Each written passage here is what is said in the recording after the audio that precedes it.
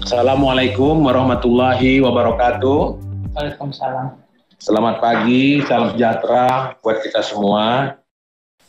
Yang sama-sama kita hormati Ibu Menteri Keuangan Republik Indonesia, yang juga sangat kita hormati Bapak Menteri dan Reformasi Birokrasi, rekan-rekan para pejabat di lingkungan Kementerian Keuangan, Kementerian Pan-RB, dan Kementerian Dalam Negeri yang sempat hadir pada kesempatan ini, dan tentunya istimewa untuk rekan-rekan dari media massa yang mengikuti acara kita ini.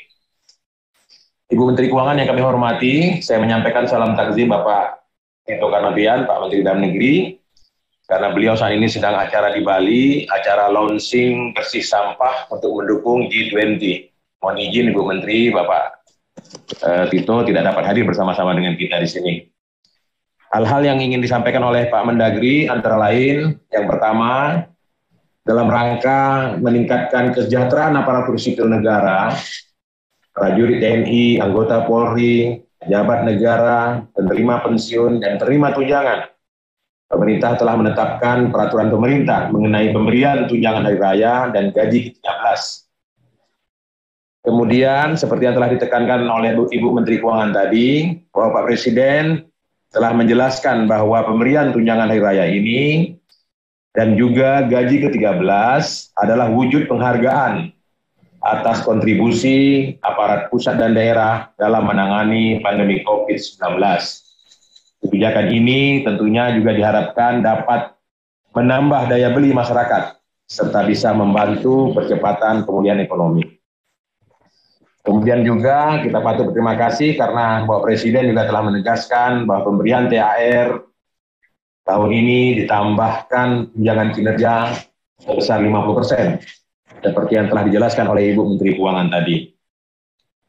Pemberian THR dan gaji 13 diatur dengan peraturan Menteri Keuangan untuk yang bersumber dari BPN dan untuk yang bersumber dari APBD diatur dengan peraturan kepala daerah.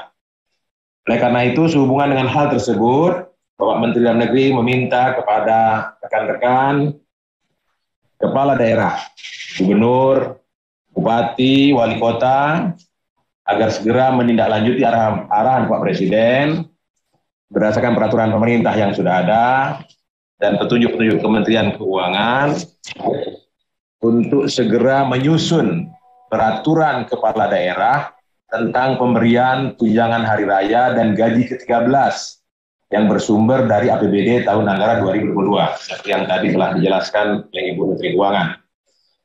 Dalam pemberian THR dan gaji ke-13 kepada ASN dan pejabat di pemerintah daerah, dapat memanfaatkan sumber-sumber pendanaan pada APBD tahun anggaran 2022.